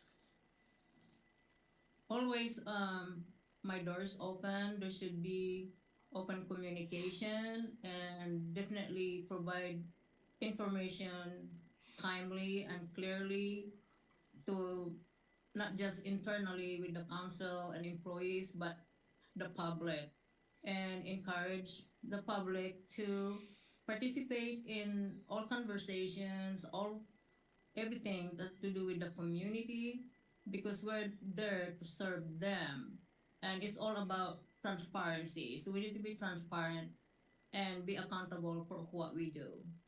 Because when we're transparent and accountable, the public then they would trust the government. They will trust us as leaders in the community. Has the community that you worked in dealt with highly politicized or polarized issues with opposition on both sides? If so, please explain how you handled that issue. I guess I was lucky that we don't. That's one thing I guess that I really admire about local government. It's not there. I don't see the left and the right or the blue and the. I have not seen that, but when that happens, I mean, everyone is have the right to your opinions and beliefs. So, um, you just have to understand, and you I'm neutral, so I'm a registered independent, and I don't know if I should. I'm a Libra. I'm actually fair to everyone and hear everyone's opinion and give it a chance and understand everybody where they're coming from. So I will not be taking sides. I would be listening and understanding and just thank each individual perspective and take that actually as not to make the decision, because a lot of decisions when it comes to local government, it's the council who makes the decisions and then direct the city manager to take action. Okay. The city works with and can also be in competition with the state and borough interests. How will you handle advocating for the city's interest in these hypothetical situations? The first one is, fire and rescue have a shared service contract with Matsu Emergency Services. Matsu would like to expand their services. How would you advocate and resolve these competing interests? Okay, there's something to do with fire, the local, the borough, and well, everyone is important to be. It's safe to be safe, and there should be. It's almost like for emergency. There's emergency procedure for all fire department, but you're talking about funding. Is that what you're talking about? Yeah, we actually have a contract with the borough to do some of the fire service area. Okay. So I think everyone should have, it should be treated equally in order to deliver the services for our communities to be safe. It doesn't matter if it's local, regional, state, federal. I think we need to have a balance on providing that services. And then another hypothetical is, another government entity would like to contract with expanded police service provided by the city of Palmer. How would you pursue this situation? Or they would like to contract. Well, even though it's under contract, you would still oversee how they are performing. There should still be evaluation.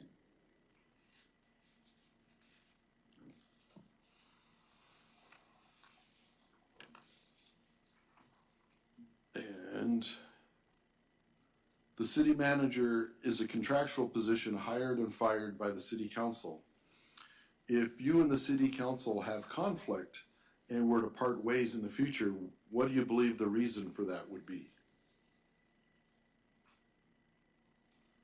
I'm a very ethical person, so I don't know what that reason would be. Maybe underperformance, but you cannot just really fire someone for underperformance. You have to actually have conversation where we could improve, but that's not really for me to fight for. It's the council's decision, because if when you're under contract, it actually states in there what's expected of you, and as I mentioned earlier, the council can, I guess we'll call it, fire the manager for no reason or with reason.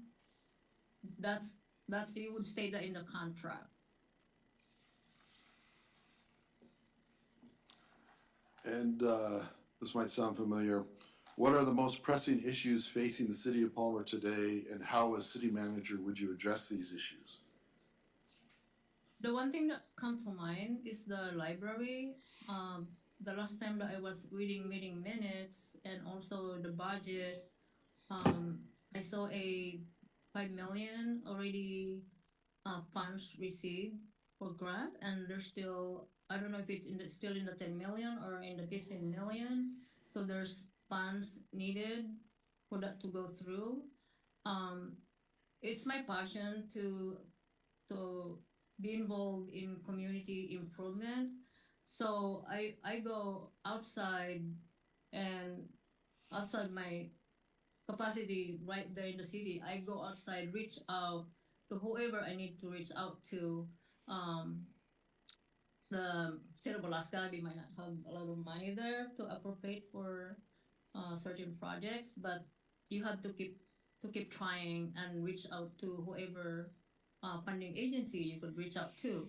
And again, I also dealt with the state where you could contact the Department of Economic Development. They actually have, I think it's called LRF loan.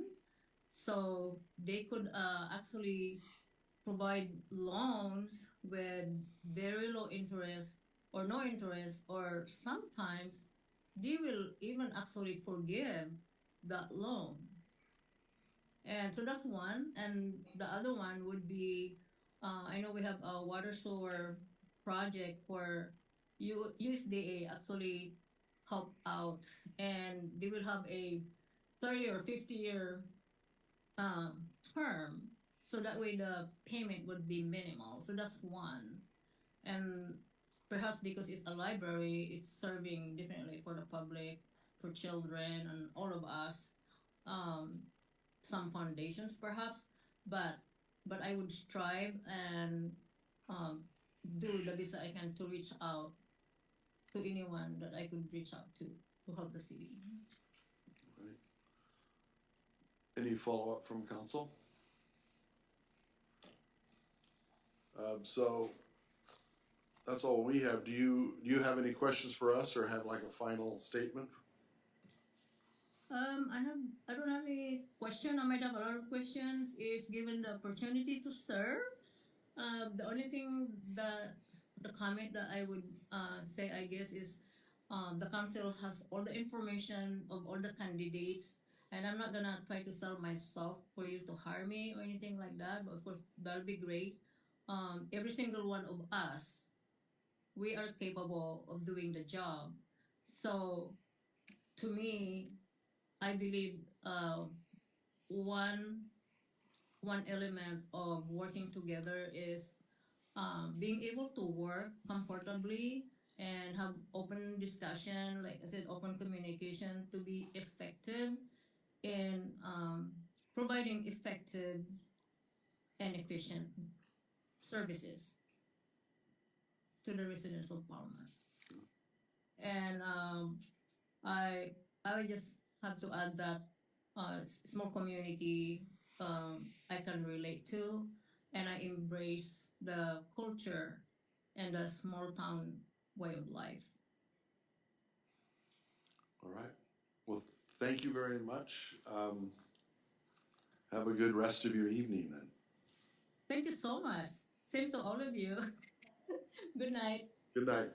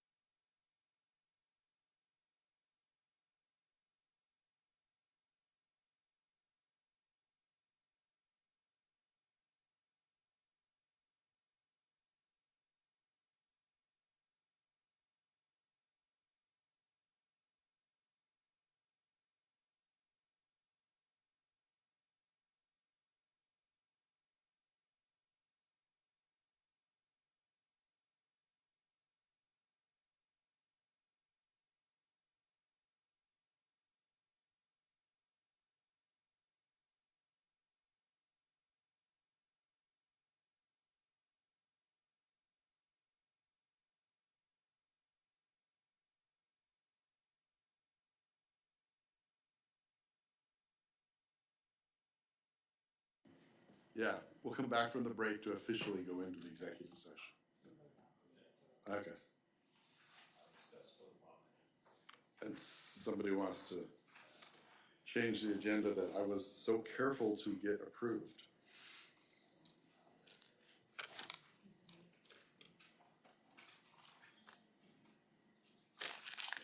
So. Yeah, you can rush them.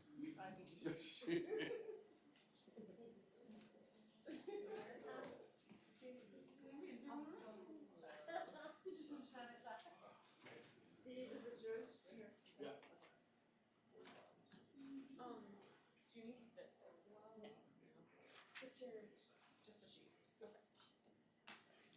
You don't. Oh.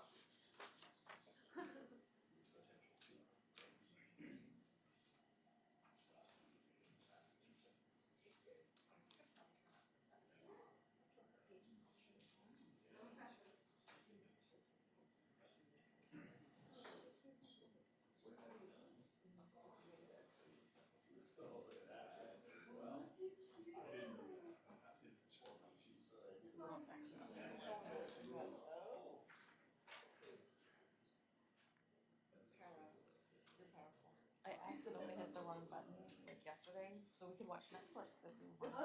So then I was so paranoid after that, that's why I never used it, right? So yeah, so I was afraid to use the remote again during, because I had to call Chad.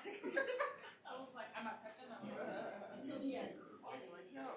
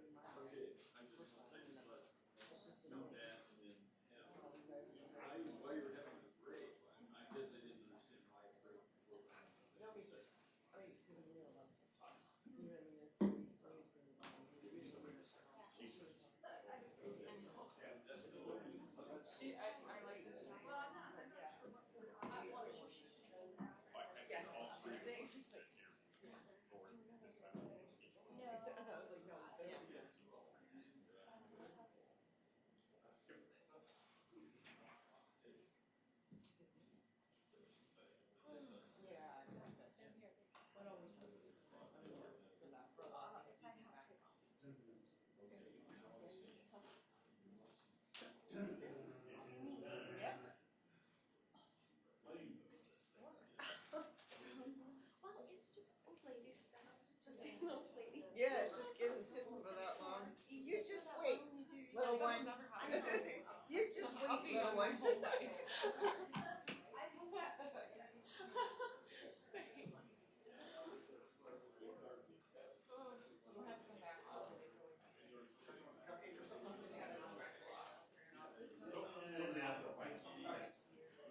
All right, we'll get some water and then we can come back from break and argue. I mean, discuss. Yeah. Thank you, Benji. What did he call it? What did we just talk about? Healthy conflict. What? Healthy tension. Healthy tension only. Yeah, no toxicity. Pretty sure my doctor just told me that tension was not healthy. We shall see. You're ready to leave, aren't you? He's ready to run. So- I hate sitting still for so long. That's the worst part about me. That's why she has a motorcycle. Sometimes I'm like, oh, I'm moving my chair way too much. So, We're gonna there's go, a, go. right, well, so they're gonna want to try to move audience participation. What is the procedure? Why would they do that? That is not my question because I don't We care. already set the tone. I mean, you guys What, already. but the question is, how would you officially do that? Hypothetically speaking. Hypothetically speaking, if there was council's. You can do whatever you need to do. No. You could suspend rules, I suppose. So you can suspend the rules and I don't swap like it? being Yeah. Is it suspend the rules? I just wanna use the I'm right thinking, term. I know we two behind the understand. camera. What does Benji say? Yeah. You go to what? Now Go back to parliamentary class? Yeah, I was like, I don't think there's anything wrong with doing it. Yeah, Hey. yeah. If you want to get everyone to agree, I think it will. You can always move to amend I think you need to suspend the rules. You suspend the rules or you move I to would agenda? suspend the rules and I would amend.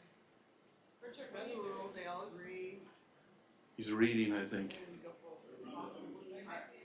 Rule Okay. suspension, What are you doing? I'm making sure that this, Has power? yes, is going to be, It has a couple lights. no, those are, well. Is that, or is that strength for the signal? It's a strange kind of thing, maybe. But yeah, he's the other one. Yeah. Oh, yeah. Is all the council here? So we're coming back. Oh, we're missing Jim. Oh, okay. So you ready to record our wars? Okay, Well, we're waiting for Jim anyway, though. so you have four. He's the one that was one of. Okay. So are we recording now? Okay, so we're coming back from break.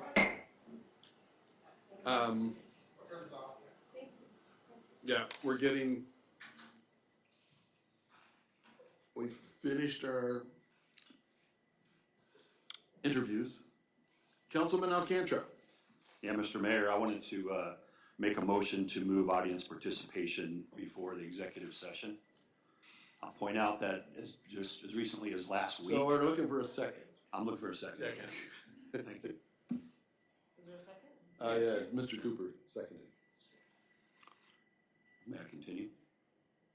Yeah, is that the right language, or we'll go with No, that? Mr. Mayor, yeah, I was just gonna say, if we're gonna do this, then we should just suspend the rules, let her have her, yeah. Okay, that would so I be think they're better. saying you're wanting to ask to suspend the rules and move Move to suspend the rules to move audience participation to now. before executive session. Okay, Second.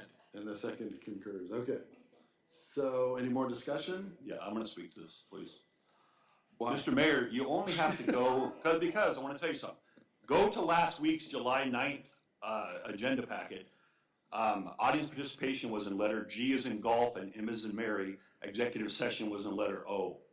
So I get tired of the attitude and we're gonna try to quell the public discussion. So I hope we can vote to pass to let two people have 3 minutes apiece to have audience participation before we go into a potential 2 or 3 hour executive session. I don't think that's so difficult to, it is inane not to, in my opinion.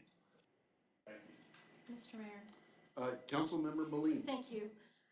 I don't think we need a lecture, because I think we just all agreed that we would suspend the rules. So, just for the sake of continuity here, I think we are all in agreement. We will find out soon. So, any more discussion? Yeah. Let's be consistent in the way we adopt agendas, and we wouldn't have to be here for a lecture.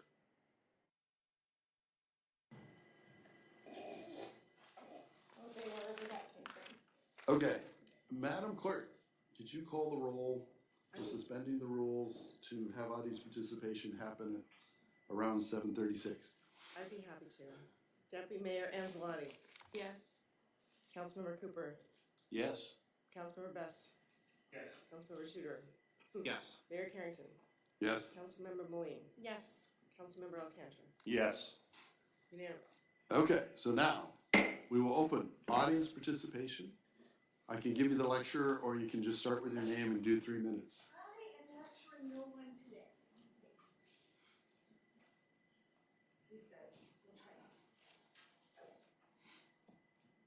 Thank you for suspending the rules for me and Mike. So I just want to give you my thoughts on the interviews. I watched the interviews last night and then tonight, because there's audience participation and I'm an audience. So I just want to tell you that the top 3 picks for me are Zimmerman, Jolly, and Robertson. Mr. Zimmerman talked about his experience with logistics, government contracts, and he didn't really even talk about it. I looked through all of their paperwork as well, so I don't know, I can't remember what they talked about, that's in their paperwork. But I liked what he had to say. Mr. Jolly, his doesn't have the education requirements, but he does have a lot of military experience, and I was actually pretty impressed with the federal government military experience that he has. And then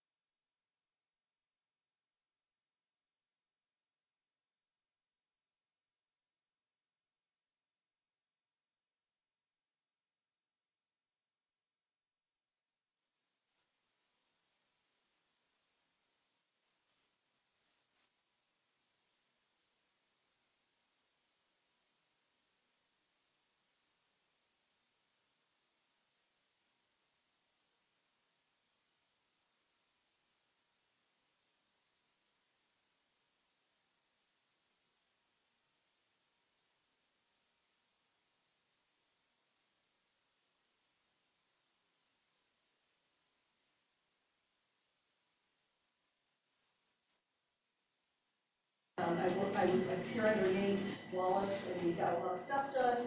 I didn't love everything about Nate's style of management, but I thought his military experience was very helpful in being a manager. So, thank you. Thank you. Thanks again for letting me talk.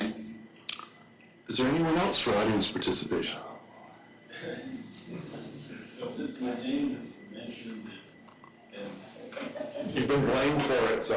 one half of the population, I'll do the other half of the population. Mike Malevsky, and I live here downtown Palmer. And I was reflecting, as I look about that, at least two, perhaps three people here have had experience with, direct experience with managers going back. In my case, I go back to Tom Healy prominently, and his predecessor. But then I thought through all of the people that have come before you and been chosen and have become city managers. And I think I'm not going to try to share my impressions of the people I've watched. That's your job. What I'm more interested in is, I think something that at least a few of them mentioned was looking forward, various experiences and so on, but at least for probably the next few months, maybe next year, because some managers last a year. This would be someone who is going to be working with you as your collective vision for the future plays out. And to me, that's the match. And it's a collective vision that you have. It's not any individual because you're a council. So I'm thinking that as you go ahead and think about individuals and one person, this and that, it's still, what's the fit? What's the fit between the person chosen and what, now you work together long enough, so you have a sense of that vision going forward. How's that going to work? But I think that's, to my mind, the critical thing that is separated, if you will, the successful managers in terms of their longevity from others who have shorter time because they couldn't quite work with that vision. So I thank you for also making this change. I think it's an important one, and I would hope that in the future, that people have a chance to talk before you go into the session. All right, seeing no one else here, we'll close audience participation. And we need a motion to go into executive session So move. Second. for subjects that tend to prejudice the reputation and character of any person, city manager candidates. Note, all city manager candidates may be discussed during the executive session. Personnel action regarding the city manager candidates may be taken following the executive session. All right, and with that, we'll, not yet. Oh, I thought you were done. And with that, I was like, we'll no. invite the attorney and HR director to attend with us. Yes, Councilman Best. This is part of the process. I was wanting for us to understand in our deliberations, are we going to be, is it necessary for us to have the attorney in here when we're going through our deliberations? Or is it just the HR director and or? Well, it's up to the council. That's basically what I was suggesting, but what? I'm willing to listen to others' opinions of whether or not it's an invite of, whether it's a discussion of, or is it just for observation purposes? Yeah, I mean, I would think it'd be better safe than sorry after last time. I mean, normally I would totally agree that you don't need to be here, but I think it would be a safe bet to have them. Okay, Councilmember Moline. Thank you, Mr. Mayor. If we do that, I want to ensure that we make sure that we are not, this isn't the additional council member on the body. They're just to advise in legal capacity. The deliberations are up to us. We sometimes run afoul when we have additional people come in, and next thing you know, they're part of the deliberative process and acting as though they're a body, or they're part of the body. And I just want to make sure that we're sticking to that. Okay. Councilman Best? Okay, Councilman Cooper? Yeah, I'm in agreement with, council member on my right. I think they should be here. You know, we got in trouble once before with granted, we're not gonna run into that same issue this time, but I'd like to see them in here just as a consultation, just in case there are questions that we have. Thank you. Okay, so we're ready to vote on the motion, which will include HR and the attorney as advisory staff for the executive session. Madam Clerk, if you could call the roll, please. Councilmember Alcantara, Yes. Councilmember Moline, Yes. Mayor Carrington, Yes? Councilmember Tudor, Yes. Councilmember Best, Yes. Councilmember Cooper, Yes. Deputy Mayor Anzalati. Yes. Okay, unanimous. Okay. I don't know if I gavel or what do I do? We'll You just prepare got the his room. turn. Yeah, there you go. So important. Okay.